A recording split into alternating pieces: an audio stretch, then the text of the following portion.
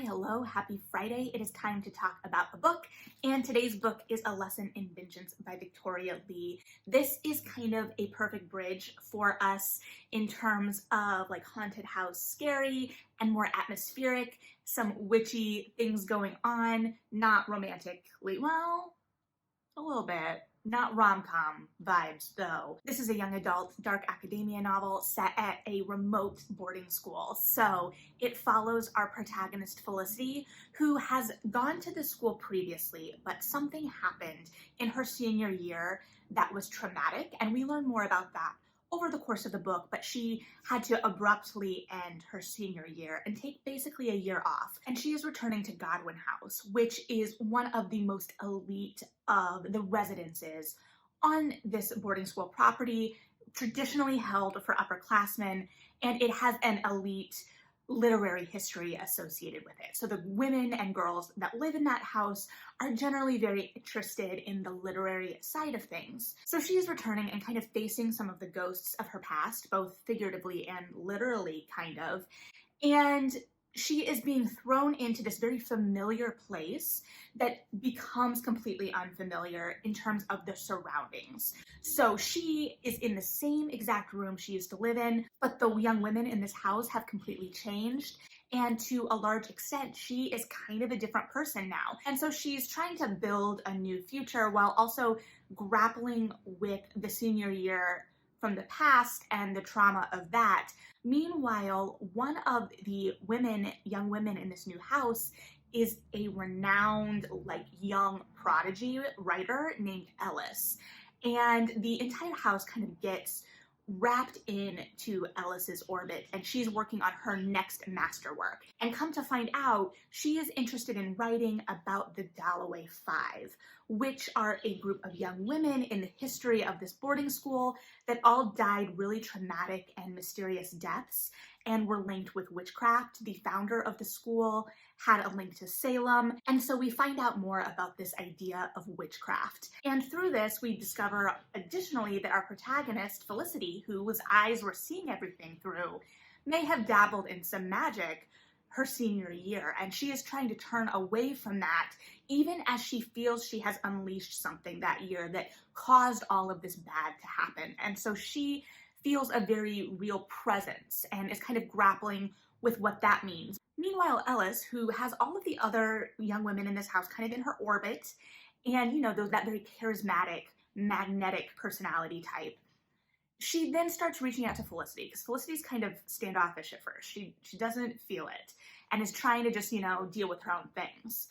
And gradually she starts to kind of fall under the thrall as well. Meanwhile, Ellis is writing about the Dalloway Five, and Felicity had done a lot of her thesis before she left school on the same thing. So Ellis kind of approaches her in terms of Felicity helping her with her research. And there is a lot of tension between those two. At first, kind of that power struggle, especially as Felicity has to kind of carve out a new space for herself, having been very popular and social before she went away, and now coming back and not only having to face what had happened to her personally, but also facing all of the whispers around it. And the idea that some people, a lot of people maybe at this school, don't believe that she is totally innocent in this traumatic event. And so Ellis approaches her in regards to her research, and then their relationship develops from there as Felicity kind of has to fight against her instincts not to get involved with this magic again, and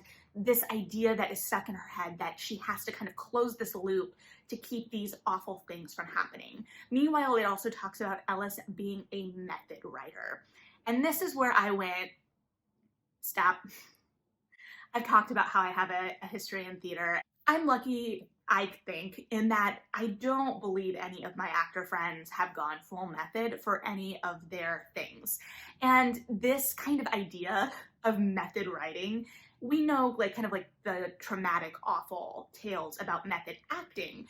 So our brain can kind of go like, ooh, don't know how I feel about that. And I think that colors everything right away. So we have this history of these young women who have died awful, traumatic, maybe magical deaths.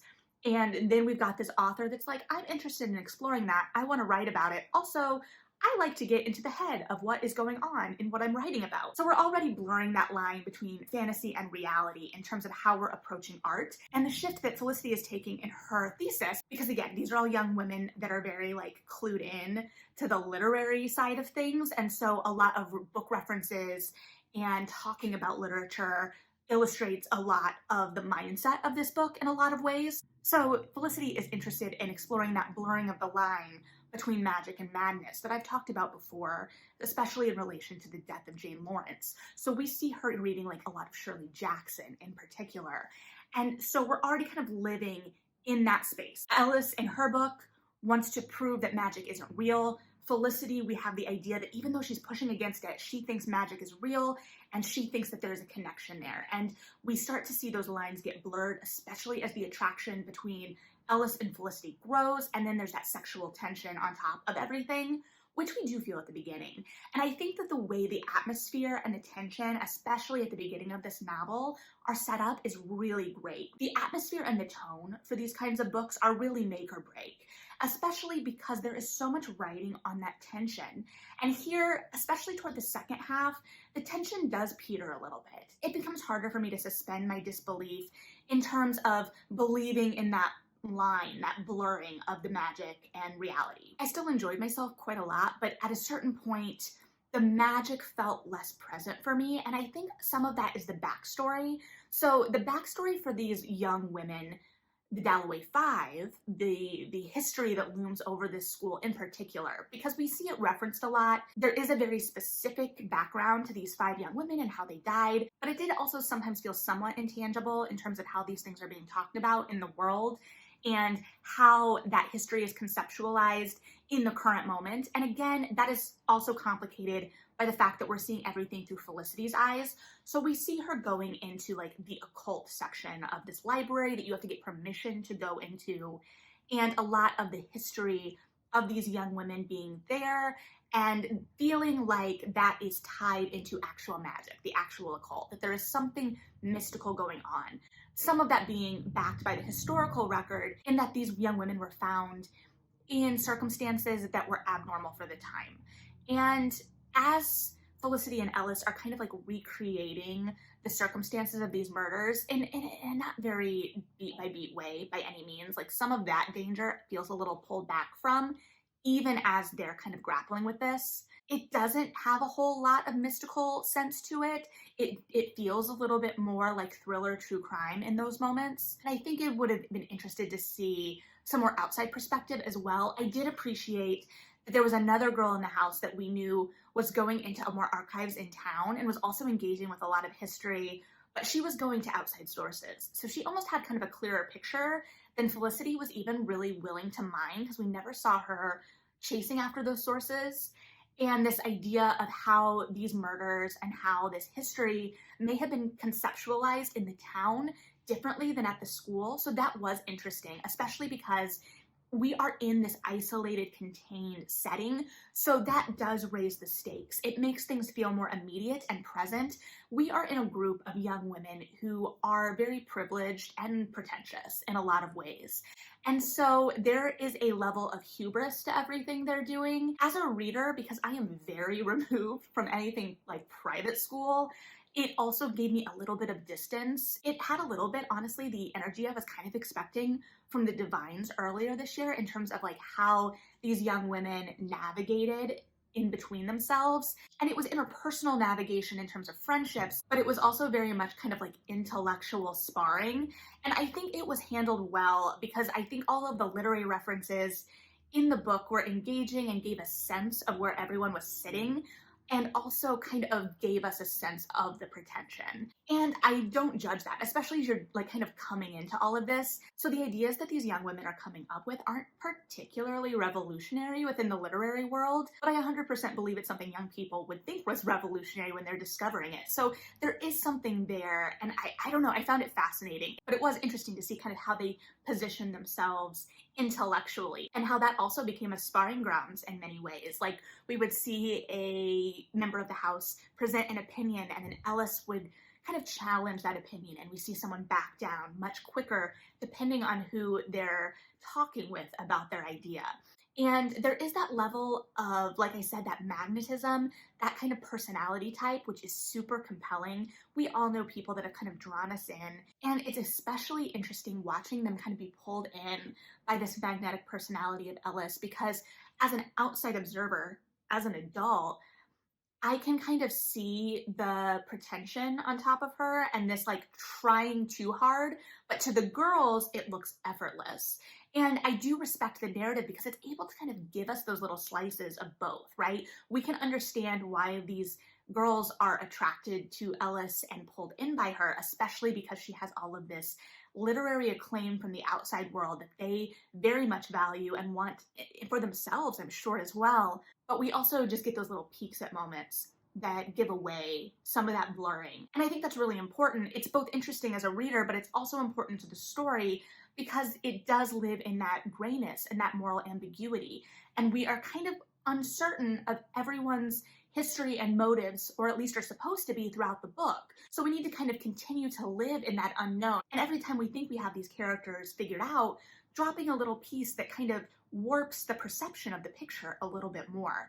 I will say I kind of had these characters figured out. I did appreciate the way it was further complicated, but I kind of had it figured out. And I don't know that that's a bad thing because, like I said, the tone and the atmosphere in this were still really good. The way it ramped up, though, I don't know that the stakes and the tension at the end got as heightened as I expected based on how strong the atmosphere at the start was, especially with Felicity's history and kind of unearthing that. I think there was very much an attempt to kind of weave together Felicity's history, the kind of current situation, and the Dalloway Five history, and to kind of fray those threads and make it unclear where those overlap. And to a certain extent, I think we got somewhat there, but that's a really delicate tension and stakes to maintain and build up to. So I don't know that we got all the way there, but it was definitely still present. And the kind of pretension of these young women played into things too, because they kind of removed themselves from modernity,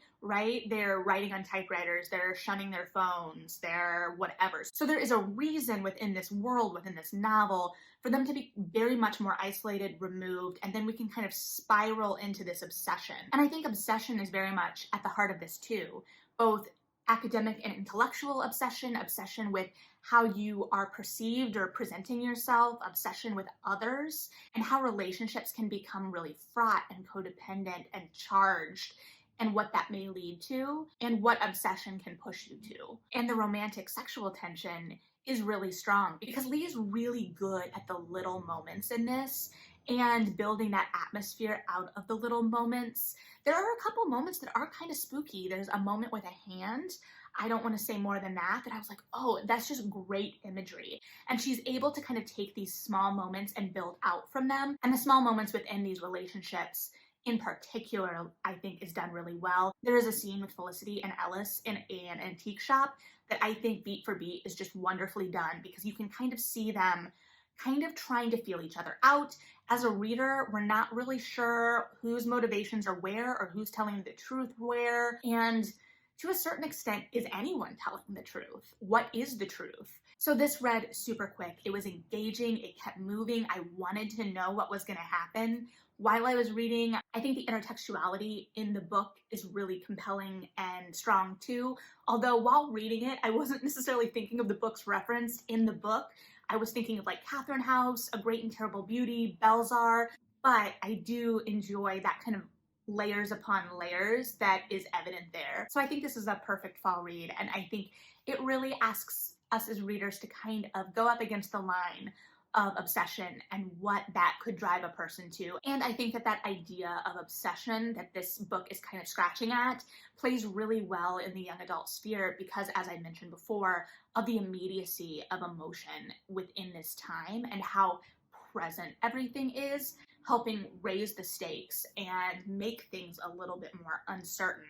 And what are the lines that might get crossed? And I also appreciate that this is a book that lets young women be passionate and flawed and messy and smart and a little ruthless in getting what they want. And the book definitely explores that line of what it means to be a young woman outside of expectations and at what point you get labeled something like a witch. So there's a lot to dig into with this one for sure, within a really compelling setting. So if you've read this one, I'd be really interested in talking about it because, like I said, there's a lot to talk about. But thanks for hanging out, read something good, and yeah,